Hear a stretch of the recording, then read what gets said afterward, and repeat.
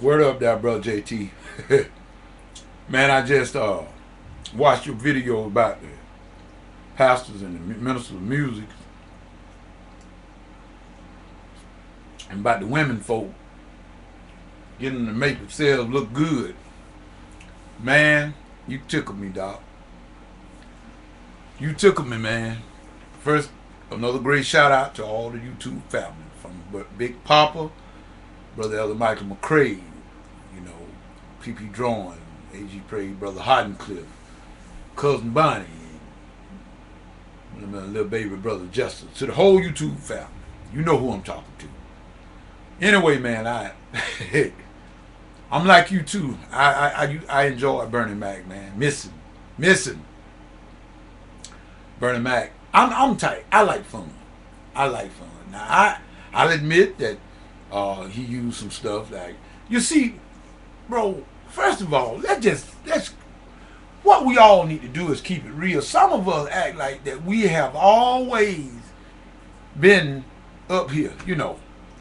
We used to some of them curse words. Now ain't no sense in you talking about you done got so religious now you can't even stand in hell. Somebody said damn it or hell. Come on now. We all right. I think brother PP Drawing said that on the like video. You know we need to watch ourselves. You know what I'm saying, man. But yeah, I'm with you, doc. I enjoy Bernie Mac. I miss him too. I miss him. He said some golden nuggets on some of them films. I used to watch him when he had kid and play, you know, and all them the house party.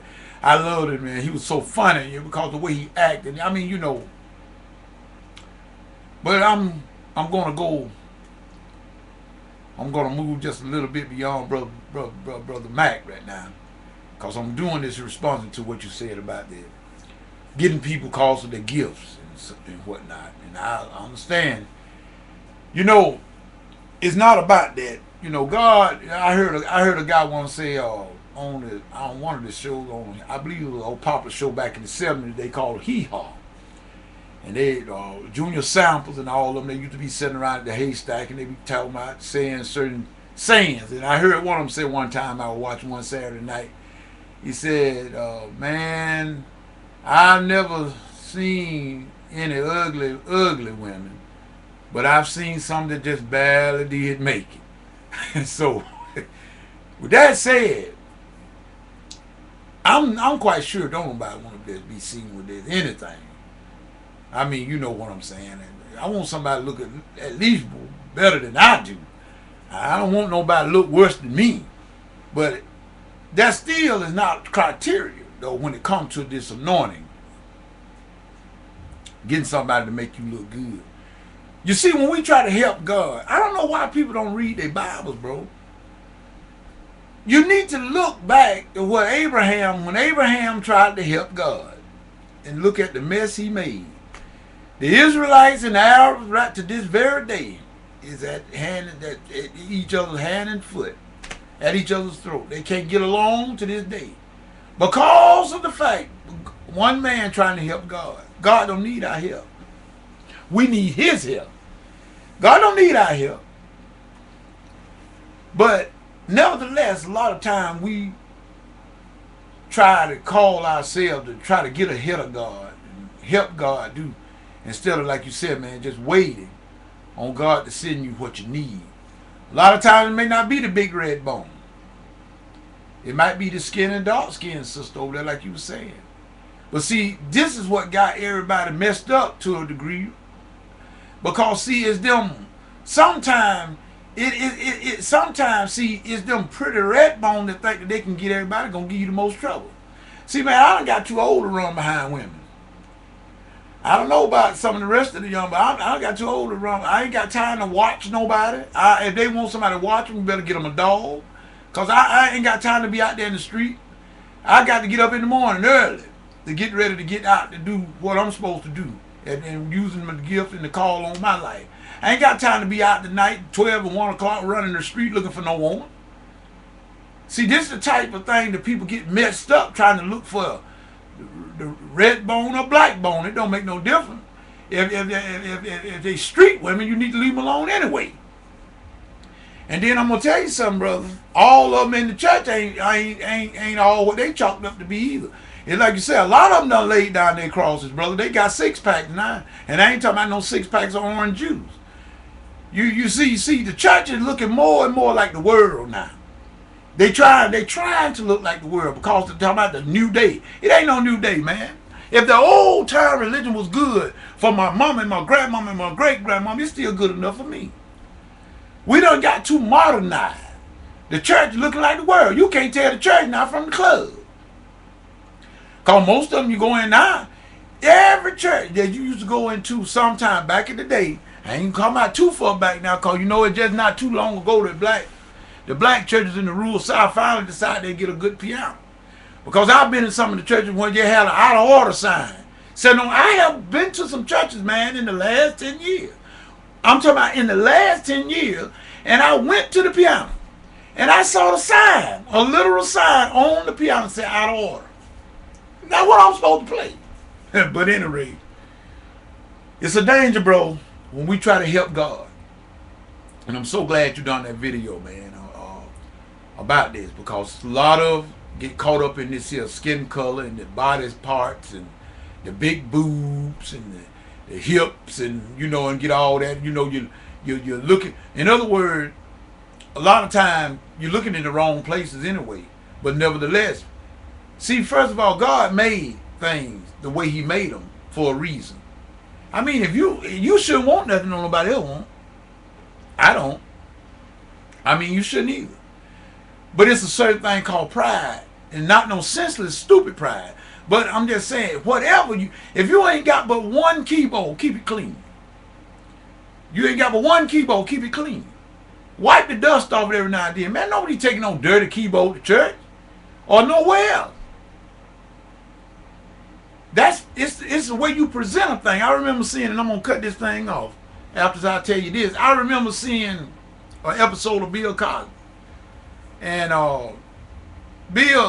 Vanessa, his daughter Vanessa, had went off to college, and she met the guy there that was supposed to have been, I think, the handyman that we call him handyman, but in the college they call them maintenance technicians and everything. But most of the time when certain other persuasion got a job like that, they said maintenance technician. But when I got the job or you got the job, we janitors. So in other words, he was sort of like the handyman, and Vanessa, he liked Vanessa, but Vanessa would never say too much about him, and all of a sudden, she just all of a sudden brought him home one day, told the family what he was and everything, and just brought him. He just showed up at the house one day, and I never will forget.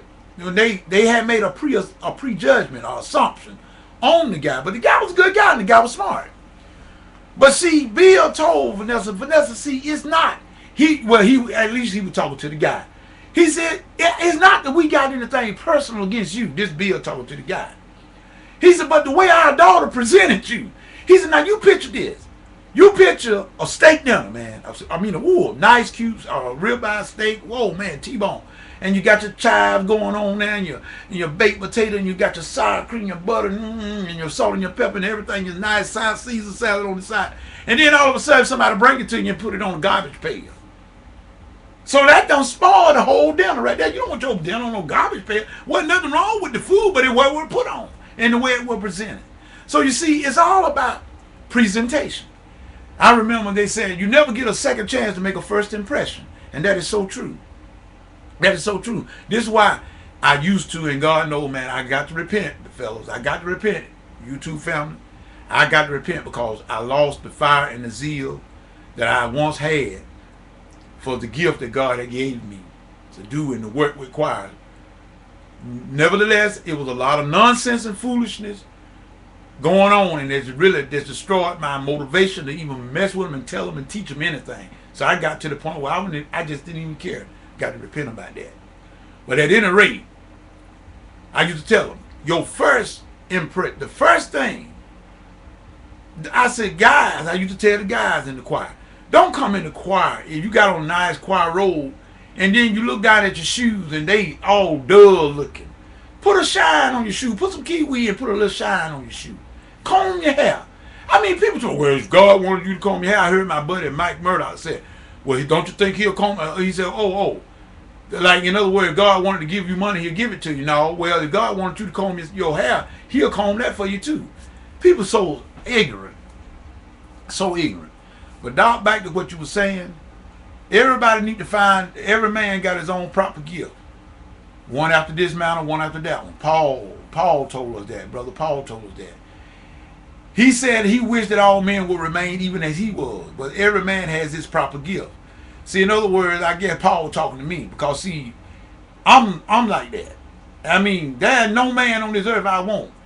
But if you see a woman that got some character and looks inside and out, and even if she ain't, the way your mind works, ain't no sense in no man saying that he ain't look. You ain't got to go after, and you ain't got to look at her just take her clothes off, y'all, but you gonna look because that's the way God made it. You gonna if okay. The only way you're not gonna see it, you got to be Ray Charles. Now, yeah, Mitty Man said it. You got to be Ray Charles because if a female entered and she got herself together, you gonna look. If it ain't but once, and you gonna glance back, especially if she looking good, you may not do nothing else. You may not even look back no more, and they may not say nothing to her at all. But it's the way you carry yourself and present yourself. And if you're not doing that, if any man is not doing that, if any woman is not doing that, and carrying themselves in a proper perspective manner, you ought to want to be desired. I'm not saying that women should walk into church with bikinis on and all that kind of stuff like that. No. But I'm just saying, presentation means everything.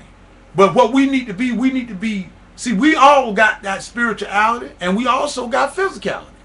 In other words, we got a physical part. We got that physical part in us and the way we are made. But in Jesus, see, people think that because, well, I got saved. Well, see, people, your spirit is what got saved. This body and your mind, it didn't get saved. You got to continually renew that mind. See, what you got to do, whereas you used to look and lust after the big woman, the big breast women and the big hip women, where you used to look and lust in your heart at them once before. Now you got to renew your mind to like, when you see, and then you keep on going. You don't no longer sit there and there's lust in your heart because that's what Jesus said. He said a man that looketh upon a woman as to whatever, he has already committed adultery with her already in his heart. So you see, this is the thing. See, the spirit is saved, but that mind and his body, that's flesh. It ain't saved. But you got to continually renew your mind. Romans 12. You got to renew your mind and you got to crucify this flesh. It's got to continually be crucified, brother.